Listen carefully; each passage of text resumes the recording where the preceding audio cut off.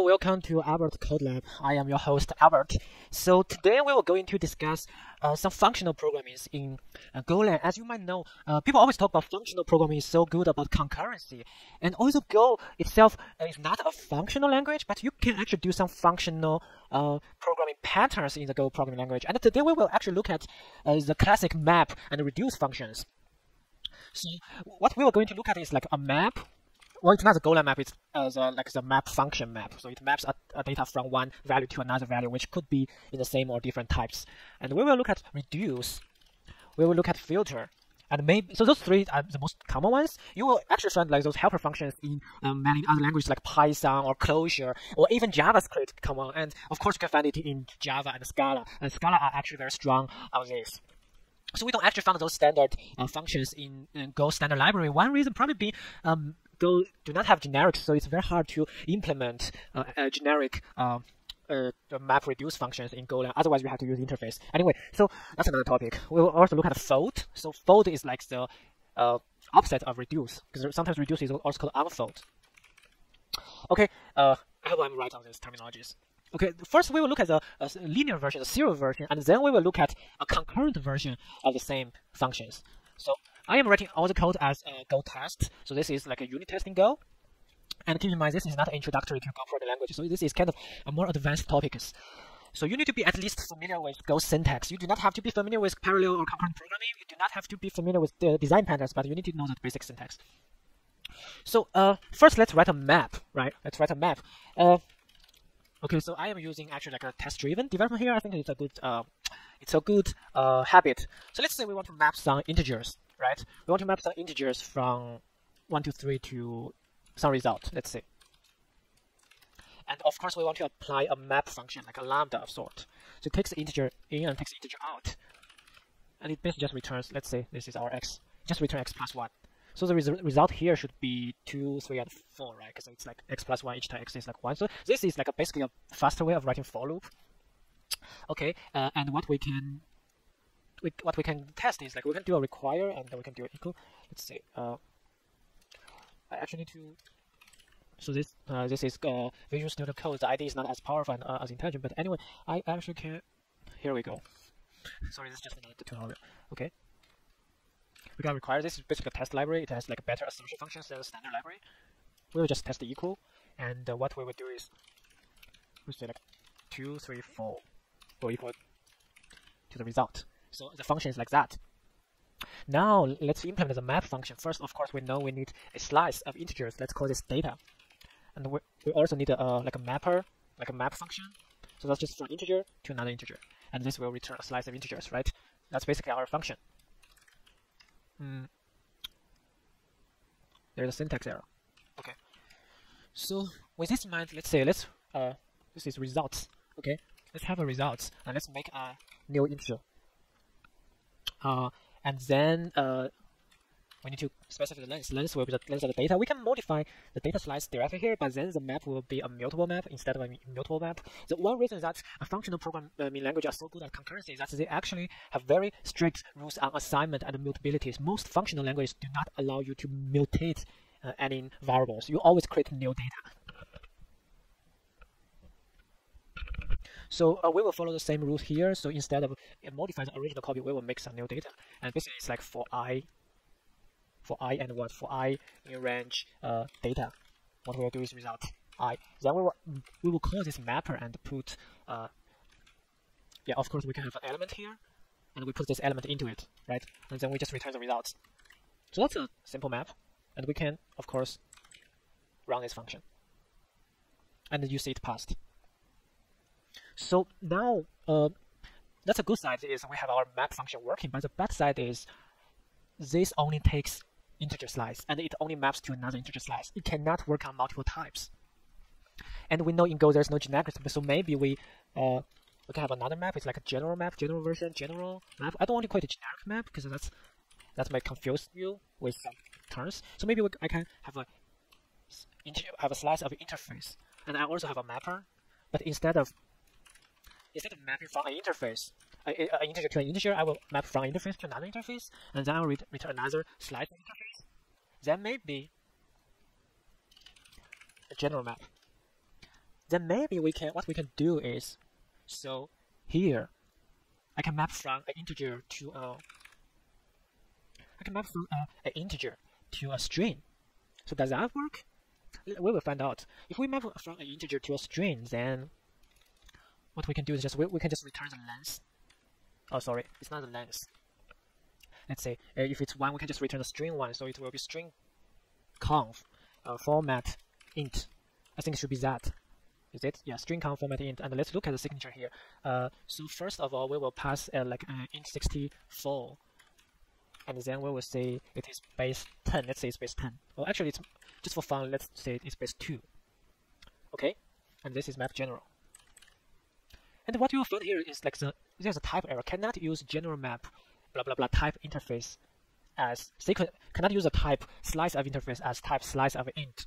So basically, what it means is like in Golang, a slice of integer is not a type of slice of interface. This has something to do with the memory model that Golang is designed for. So basically, long word short is you have a slice, and the compiler needs to know how many bytes it needs to allocate on the stack. So actually, the length it needs to allocate a slice of integer is different from the length of slice of interface. So we cannot do that. So basically, now this data needs to be what? This data needs to be interface, just interface. Now everything has to be interface. So it's like that. Okay. Now it's still not working. Now it says cannot use function literal type. So we cannot use the function. Function takes an integer in and returns a string, as a type takes a function interface in and returns the interface. So again, we have the same situation. A function of that is not a type. I'll use this as not a type, right? It's not a type of.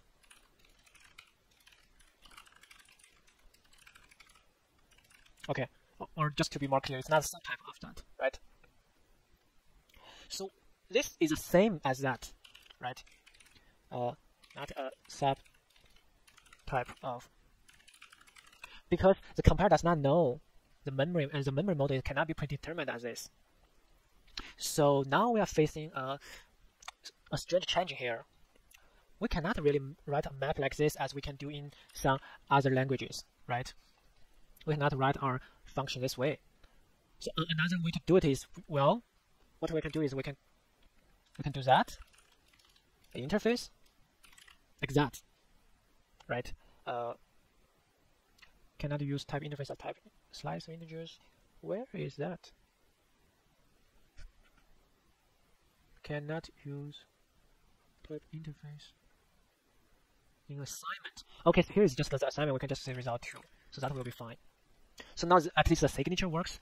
However, this way of writing a map are very, very bad, because now everything is the interface. We have to do a lot of type assertion, and we cannot even do normal type assertion. What we have to do is reflection here. We have to reflect on the type of data and reflect on the type of mapper, and for the return value we don't have to reflect. So this is a bad design. So I will not going to do the reflection version of this. I just return nil, right? We're not going to do it because the reflection is so complicated. It's not a lot complicated, but it's very verbose and hard to read. Reflection is never clear. So instead of doing reflection, I will use some kind of object-oriented design tricks. Object-oriented design tricks to solve this problem. What I mean by that is general map. Let's have a general. Okay. I will rename this to reflective map. And we will comment this out. And for this one, I will say this is OO map, object-oriented map. It's a bad naming, I know, but it's fine. So instead of taking a data and return and a mapper and return another data, what we will do is taking a data emitter or data generator, and a data receiver. So it's basically like a consumer and a producer model. Now we are already kind of concurrent, and of course we need a mapper. And the mapper is just like any kind of functions. Now this does not return anything. And of course the data generator, we will say it has a type of generator, it will be an interface, and it has a type of receiver, it will be another interface. Now let's design our interface.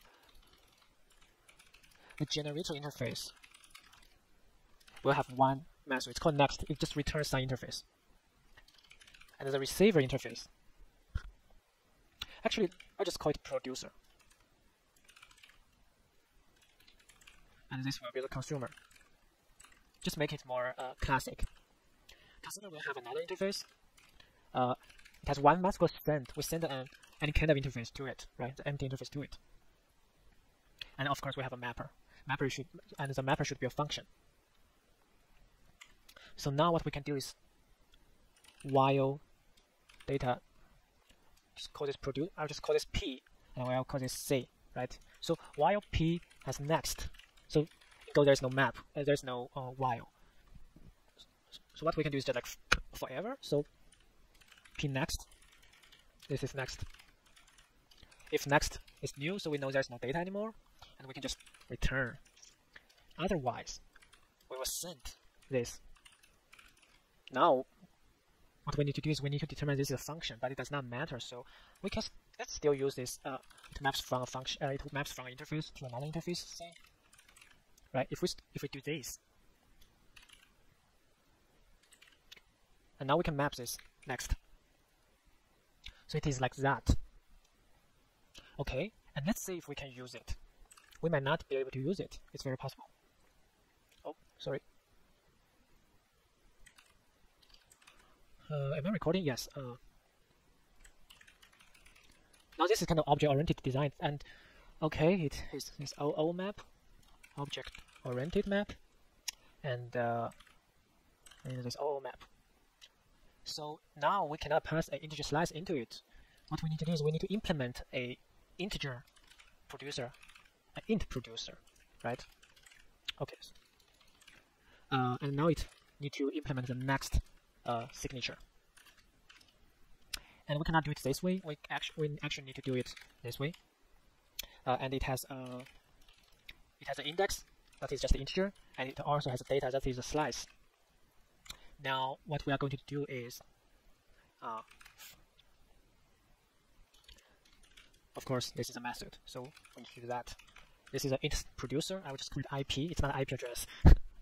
Okay, it has to be a pointer because otherwise you cannot modify the index here. So if IP index is smaller than length of IP data, if it is like that, we will just return IP data, IP index. We'll just return it like that, right?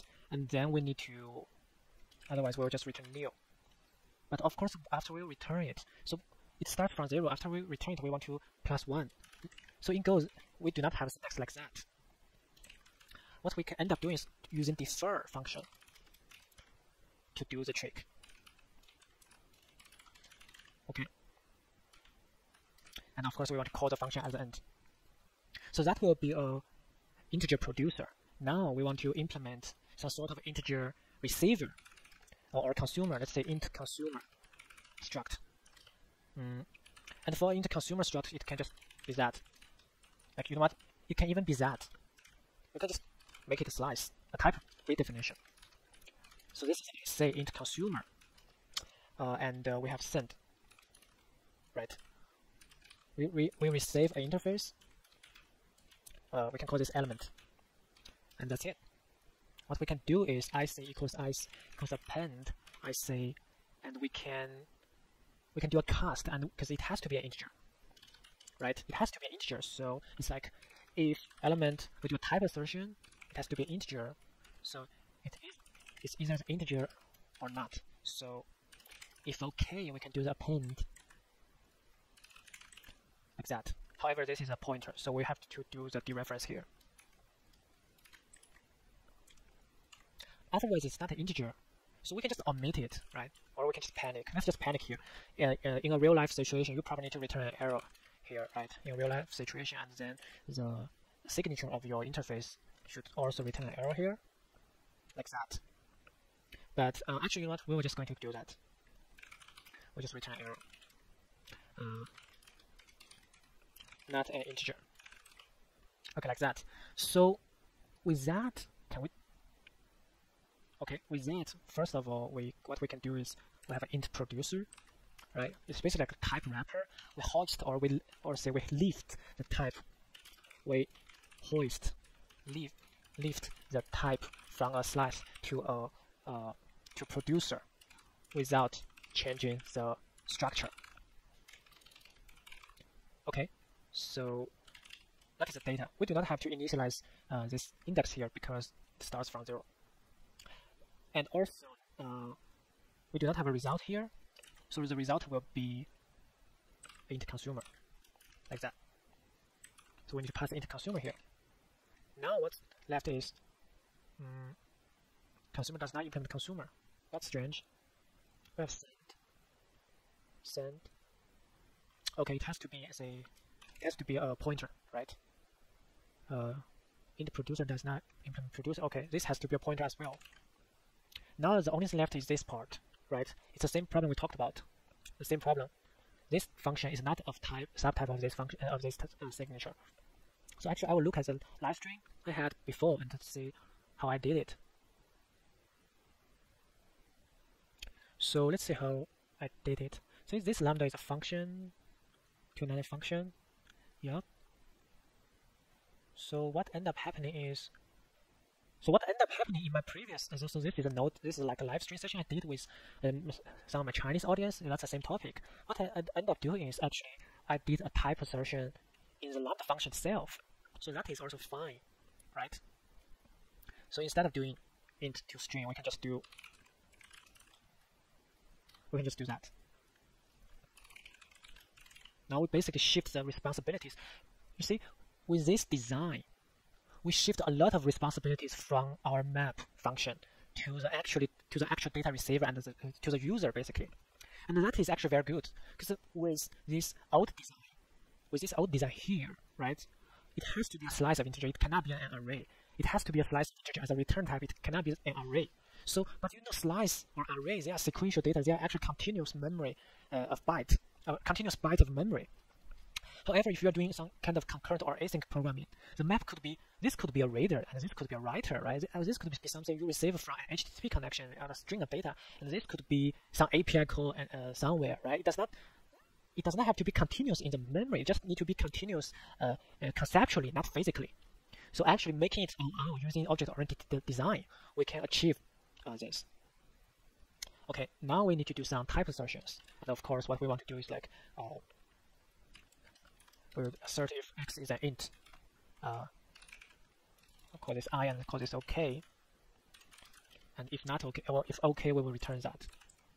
Oh, what's going on? So if OK, we will return this. If not OK, again, so in a real life situation, we probably need to return an error. So we were going to do that here. And like that. Then we can be simple like not an int, just like that. Maybe you can want to indicate in the lambda function, lambda not an int. Okay. So what is going on? So this has to be type 64. Is that true? Cannot count. Okay, this should be I. And what's wrong with this? Okay, yeah, I didn't change the signature here. So let's change the signature in our map. In our mapper. Like that. And now because our mapper actually returns an error, so this is like the data. So data is like the single form of data. This is error. And we will actually send it back. So now we are facing a design decision. We can actually send an error to the consumer like that. So it's like we will send you errors, and the consumer will figure out how to deal with the error, or we can just return the map right away, right? So I think those are two different design decisions. For the sake of simplicity, let's return the error right away. And what we have to do is like we just stop the map, right? We don't want to care about it anymore. So it's like that. So if error does not equals nil, we just return this error, right? Now let's run the test and see if we pass. Okay, it does not pass. Of course, this is like a consumer result. So what we need to do is we actually need to cast this. We need to well, it's not like a cast, but we need to convert this back to an int of slice. And actually, right now this is int of string, so it will be 1, 2, and 3. And let's run this. This is not right. Why is it? Result 3, int consumer. Of course it's not right, because this is int consumer, this is not a string consumer, right? So what you will see is here is actually an error. And if I do require no error, this will fail. This did not fail. Why is that? Oh, sorry. It should be that. If next is nil, then I will return. Sorry about that. Right, now it actually receives an error, not an integer, because this is the consumer should be a string consumer. Like that. And now what I will do is like that. Call it S.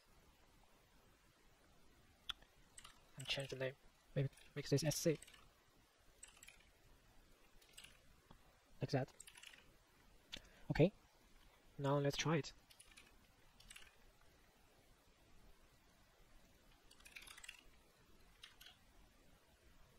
Not an integer. It's more like not a string. Not a string. That is so funny. Why isn't it a string? Because it never returns, right? The send-wheel should always return immediately. Now we have 1, 1, 0, 1, 1. And actually that is right, because here we are doing base 2. So this should be 1, and this should be 1, 0. And this should be 1, 1. Okay, now we passed all the tests, and now we just need to delete all those debug messages. Okay, now we actually have those debug messages deleted, and everything looks pretty good. And actually, it is very easy to make this concurrent.